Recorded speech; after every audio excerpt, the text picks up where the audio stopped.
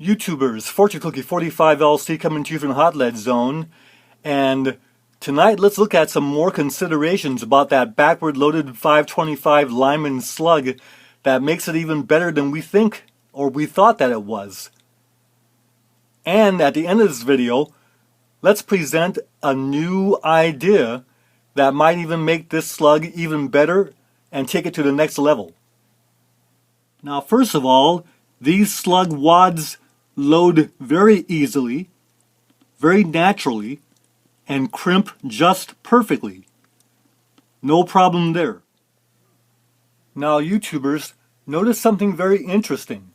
The front end of the Lyman 525 slug is beveled, but the back end is not.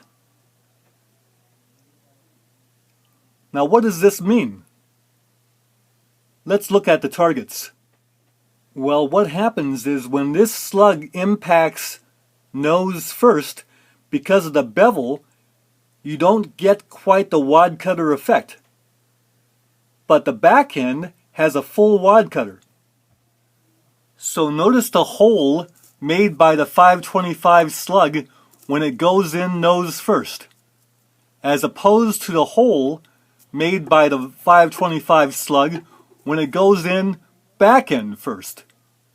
The back end cuts a full caliber wad cutter hole, very smooth cut, whereas this one wants to slide through and doesn't cut quite the same size wad cutter hole. Interesting, isn't it? What does that tell you about terminal effect going in forwards or when it's backwards loaded?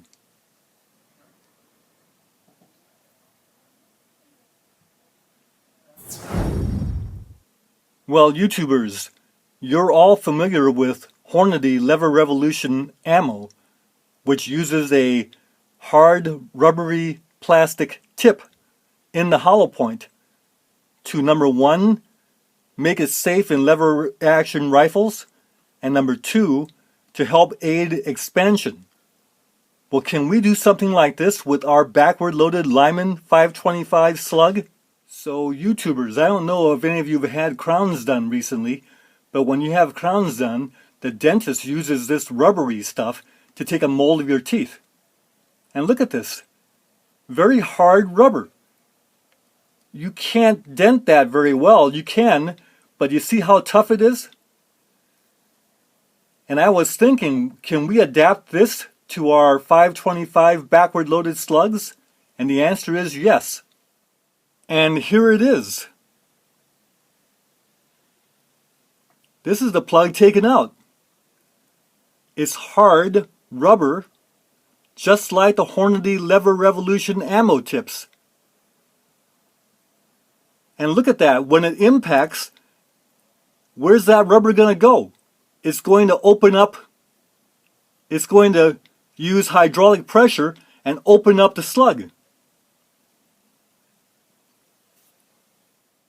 So I got this idea by remembering what the dentist and his assistant used to make my crown.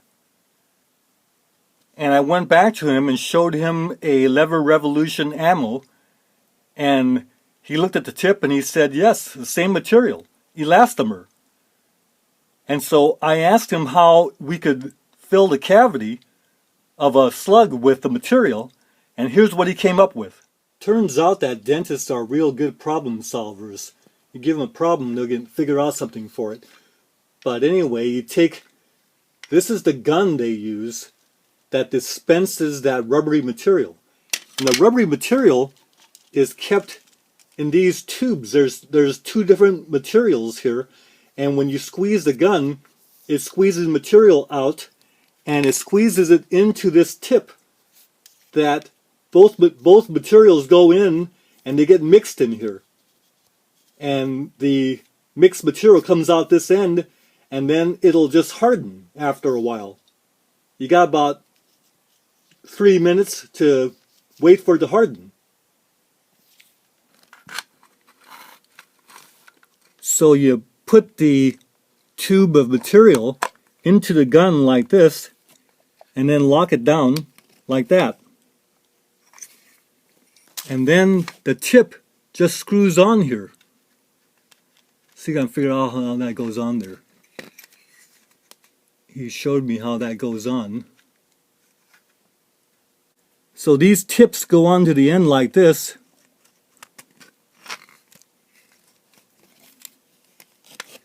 And get locked on. When you squeeze this handle, it's just like a adhesive or a caulking gun.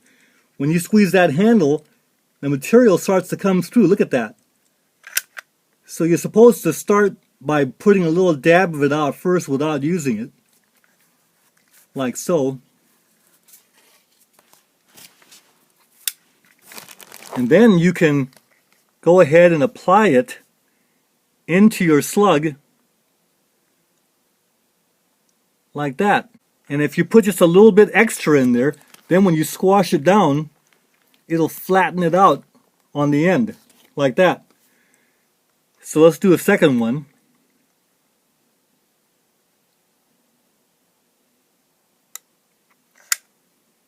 And then let's see if I can show you how you just flatten that down and kind of cut it off and get it thin. Then you just let it set in there. Well, YouTubers, the neat thing about it is that as you use this gun, the material in the tip won't set as long as you keep putting new material through. So you can actually keep going until you've done the whole 2 tubes there and filled all the slugs you can. Probably about 100 slugs with this setup. And what the dentist did was sold me 2 of these for $10. So if I can do 200 slugs for $10, that's 5 cents. 5 cents of this elastomer per slug. Not too bad. Now once these set and harden, the excess flash just tears right off, leaving you what you see. Nice and neat. Ready to load. So there you go, YouTubers.